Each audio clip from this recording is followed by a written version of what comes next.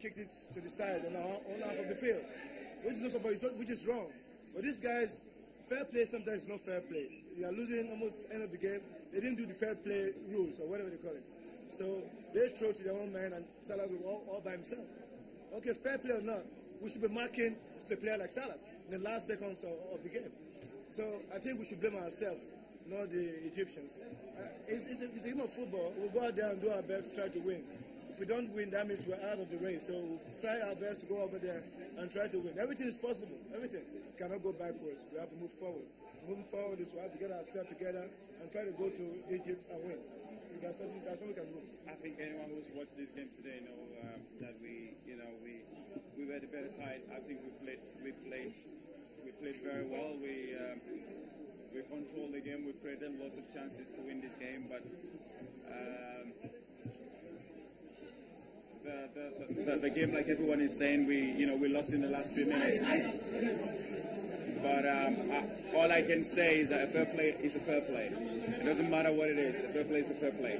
But okay, you can say we should have concentrated a bit more, but a fair play is a fair play. This is cheating. That's all I can say. It is absolutely cheating. It happens everywhere. It doesn't matter how many minutes it is. You have to give a fair play, and then the referee can control the game. So I think I'm very optimistic, like the coaches. The way we played today, I think we have a very good chance of getting a win in Egypt. The match was fantastic, and your team played very well till before the end. 10 or 5 minutes, they started to feel like they already win, and they left the match, and that's how we scored. What will happen in Egypt, it will be well prepared, well organized. The Nigerian will be welcomed there, and everything will go okay, inshallah.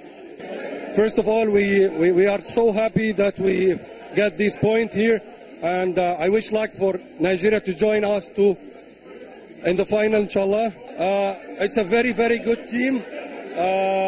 All of them very nice, and we are waiting for them in Egypt.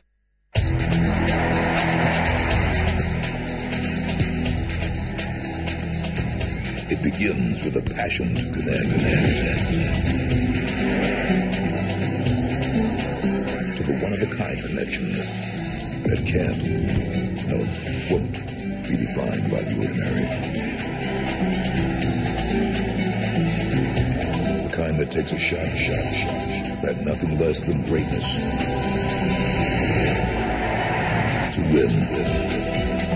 To win every day, to win in every way. To win every day, to win in every way. Let nothing stop you.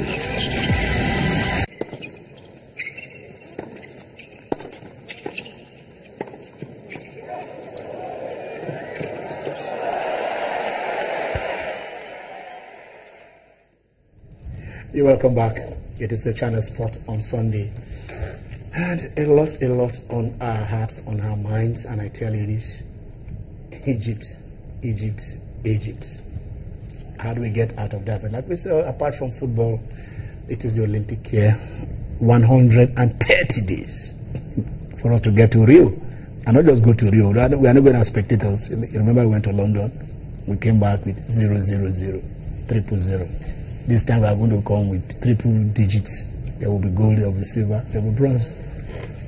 And yesterday, one of our own did start that when she ran the fourth fastest time in 2016 in 100 meters hurdles. My guys are in the house. They'll take it on from there. Jimmy. Always a pleasure to be here. Great to come here, talk sports, and get sporting yourself and sporting the viewers. It's always a pleasure to be here. Great to have Yemi also by my side. Good afternoon, viewers.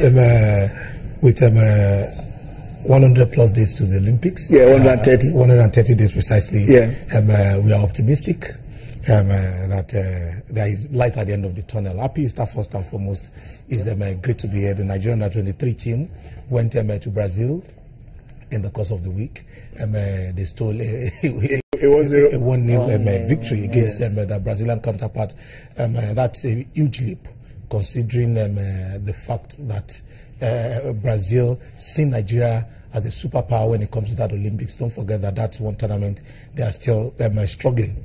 In London, they lost to Mexico. Exactly, that's to get. Mexico, so I think that's a good one. Yeah. And for the Super Eagles, it's not all negative. It's been a while I saw the Super Eagles play that kind of game, especially in the second half. They actually upped their ante, but a sudden momentary loss of concentration towards the tail end of the game cost us that. The other coach said 5 minutes. 5 minutes. The other coach said 5 minutes to the end. That is what it means. It is not over until it is over. At that point in time, I want to stick with you. 5 minutes to the end of the game. You are the coach. You are leading 1-0. Of course, you are working on the edge. Do you ask your team? Do you show up?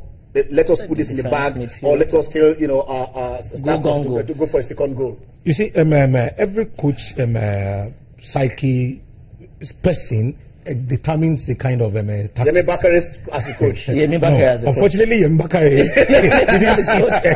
exactly. It is on the bench as a coach for the Super Eagles that day. You saw what Siasia did. Siasia being an attacker in his playing days, brought in the likes of Iwobi, brought in the likes of Moses, and to actually get that second goal, what we call that insurance goal. Yeah, I mean, I think you are trying to. You see, unfortunately, that ball from Moses would have crossed the line, but give it to that Egyptian defender who cleared that ball off the line. And that was it. Exactly. If that goal had gone in, it would have totally changed the face of the game. But we saw what happened. Obabuna Blably got injured or needed a bit of time to rest, went on the ground, and the keeper, I expected the keeper to throw the ball outside, because people keep saying it should have been fair play. That ball didn't go outside.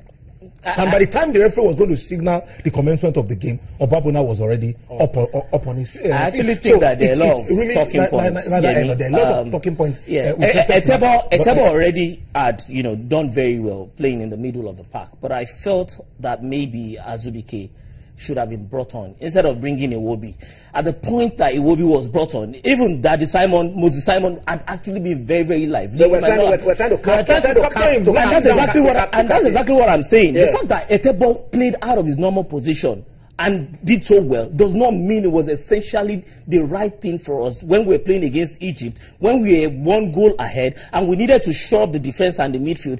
Playing alongside Mika, we needed somebody that would have been tactically aware and that would have done better playing in the defensive midfield and even Etebo. Let me ask, would it also have been possible, since we needed to play Iwobi? We did not need to play Iwobi. We needed to play. Of course, see, the speculations. Of course, the coach did come up to clear the air that actually he had food poisoning. That was why. I was in England at the last edge. We're still hustling for him to come to me, for him to play for England.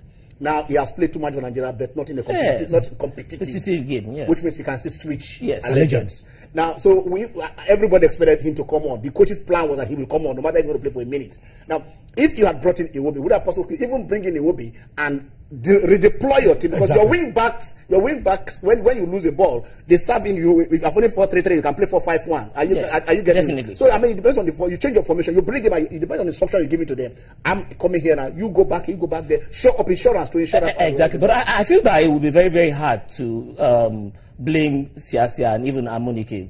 Will naturally maybe no, you don't blame Amunike is not in charge. That's exactly what I'm saying. These are guys, the mentality, the same philosophy is that they go all out attacking. They want to bring all the stars, go attack the Egyptians. But we are not looking at the defensive solidity of the team. You look at our fullbacks, they didn't play so well. Stanley Amuze did quite well playing against Salah. It wasn't as if Salah was so effective if you consider the way he played. Even the number 9 for the Egyptians wasn't so effective. But let's ask ourselves, what happened to Efe Ambrose? The way they were playing, they never looked as if they were defensively sharp. And even Shehu was maybe adventurous and not doing so well. It wasn't efficient. I would have preferred maybe Chibuzo or Okonkwo. I would have preferred Arechejile with more experience. I would have preferred... Okay. Now that you have preferred, I still want to stick with you. So get us prepared for Egypt in Alexandria on Tuesday.